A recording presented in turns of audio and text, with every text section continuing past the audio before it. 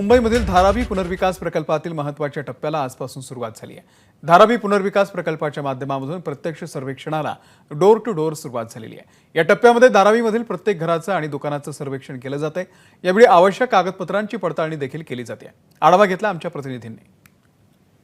डीआरपीच्या माध्यमातून आता धारावीमध्ये प्रत्येक ठिकाणी डुअर टू डुअर सर्वेक्षण सुरू आहे। मी सध्या कमलारामन नगर परिसरामध्ये आहे आणि आपण पाहतोय सध्या डुअर टू डुअर डीआरपीच्या माध्यमातून प्रत्येक घरात जाऊन डॉक्युमेंट्स व्हेरिफिकेशन करून डुअर टू डुअर सर्वे सध्या सुरू आहे। आपण पाहू शकतो एका घरामध्ये सध्या हे सर्वेक्षण डीआरपीच्या अधिकाऱ्यांच्या मार्फत सध्या सुरू आहे।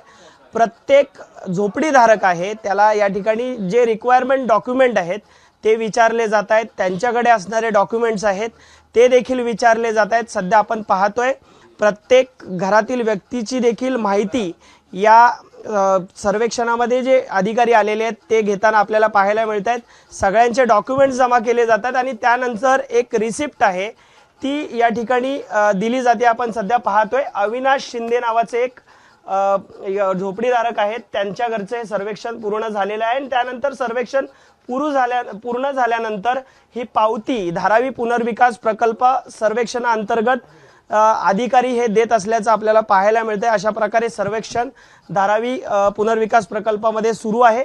धारावीचा पुनर्विकास गेल्या अनेक वर्षांपासून प्रलंबित आहे। आज सर्वेक्षण झालंय, काय भावना आहेत? काय नाही, छान वाटतं आम्हालाही, आनंद होतोय। काहीतरी आमच्यासाठी तुम्ही लोक करताय, धावताय, धन्यवाद। आणि खरंच आमच्यासाठी काहीतरी थोडं करा मदत। आम्हाला खूप वर्ष आम्ही खूप हाल काढले, आम्हालाही वाटतं तुमच्यासारखं चांगलं राहावं, चांगल्या ठिकाणी जावं। खूप आमची पण इच्छा आहे, आमच्या मुलांनी पण आमच्यासारखा त्रास नाही काढावा। सुरक्षा रक्षक बलाचे जवान आहेत ते अशा प्रकारे गल्लोगल्ली सध्या तैनात आहेत आणि अशा प्रकारे धारावी पुनर्विकास प्रकल्पाच्या सर्वेक्षणाला डीआरपीच्या माध्यमातून सुरुवात झालेली आहे। कॅमेरामन सागर शिर्केसह मी अल्पेश करकरे, एबीपी माझा, मुंबई। एबीपी माझा, उघडा डोळे बघा नीट।